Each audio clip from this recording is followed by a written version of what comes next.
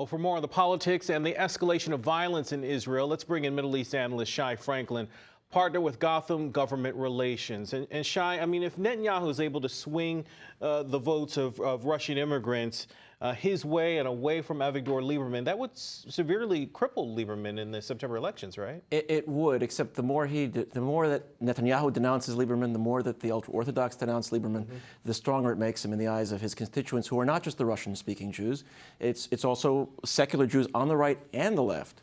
So it could end up, Netanyahu could end up being prime minister, but with fewer Likud seats, and he'd have to go into coalition with Lieberman having 10 or more seats. And then we're back where we started. Yes. Yeah. Shai, let's address the security deterioration we're seeing in Israel over the last 2 days. A direct hit on a yeshiva in Sderot. Over the last months, the Israeli public has been urging Netanyahu's government to do more and stop these missile attacks from Gaza. Netanyahu is taking the approach of managing the conflict, containing it.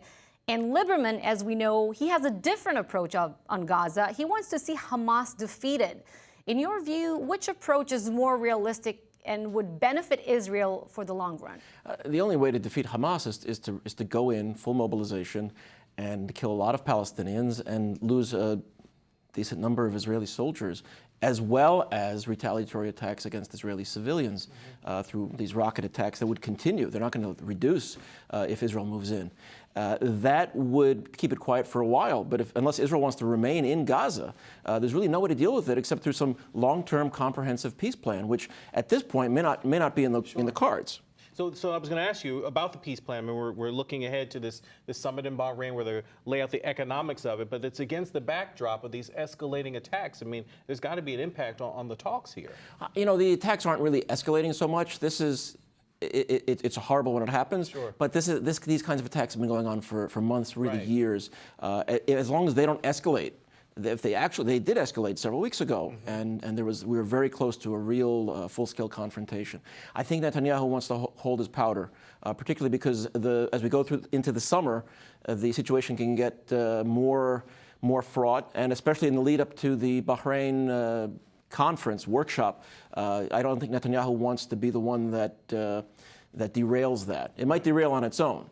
Yeah. Periods of this kind of security escalation in Israel used to benefit Mr. Security, Prime Minister Netanyahu. Is it still the case after the April vote? Who can he blame now? Can he blame the defense minister? Can he blame the foreign minister? I mean, he basically holds all the portfolios. He's always kept things close to his chest, even when somebody else was running a particular ministry.